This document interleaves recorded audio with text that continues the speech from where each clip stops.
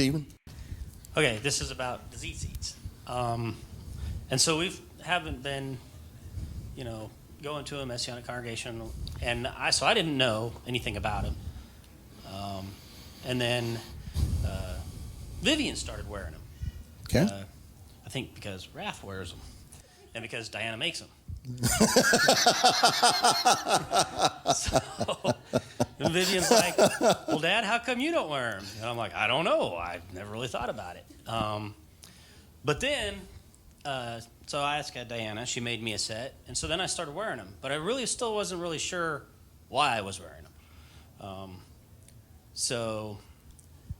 And then when you were talking today, something came into my mind because I thought, well, am I wearing them? Because I started worrying about what you were saying about the Pharisees and Sadducees. I'm thinking, I don't want to be that, exterior display and interior junk. So but then I thought, well, that's never what I feel like. When I'm wearing them, to me, it feels like kind of like the equivalent of like when a police officer puts on a uniform, or like when an EMT puts on their uniform.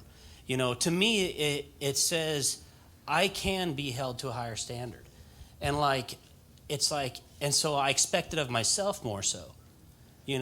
Like a Boy Scout uniform.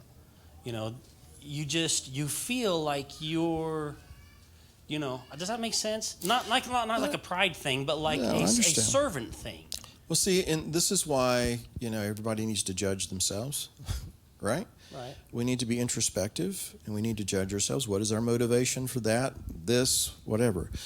And so what I hear you say is that when you really consider this and really thought about it, that you feel like he's holding you to a higher standard, right. Which is exactly what the whole idea is. We are held to a higher standard, which goes back to that word gedalim. It's not so much how long or how big or how wide or anything like that, or how much attention they draw.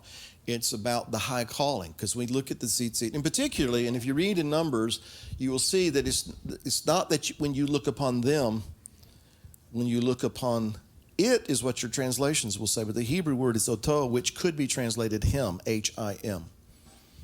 Because it's talking about the blue, the tchelet, the blue cord, because that stands out among all the other fringes. When you look upon him, then you're to be reminded of these things. And so what does that speak to?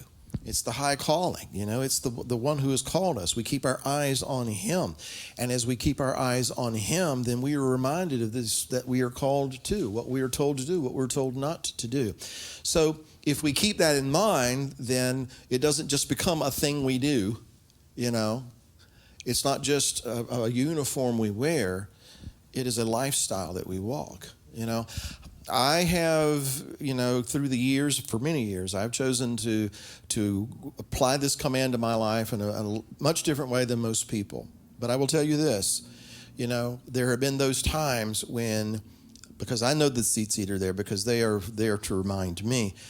There have been those times when I've been faced with a challenge. It's the fact that they were there to remind me of that calling that has prevented me from doing something stupid, because it is about that. And it's about keeping our eyes on the Messiah, keeping our eyes on what we've been called to do. So anyway, all of that is to say that if you're judging your heart and you're really taking the time to be honest with yourself, why am I doing this? Why don't I do that? And those things, that's what it's supposed to be about. It's not supposed to be just an exercise in religion. It's supposed to be an expression of our relationship with him.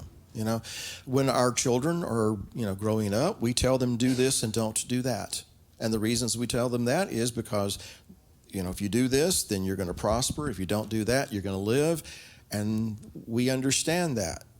But eventually, they're going to have to come to understand that on their own. And they're going to have to come to do or not to do because it's in their heart to do or not do, just because, going beyond what mom and dad told me. Right? So in a way, they do things or don't do things in that immature stage of life. I'll use this word, as a religious exercise. Mom told me not to. Dad told me to do it. But eventually they got to figure out why. Why did Mom tell me that? Why did Dad tell me not to do that? And to understand what was in the heart of the father and the mother that would give them those kinds of instructions and own it for themselves and do it because it's in their heart to do. Right. Okay? That's good.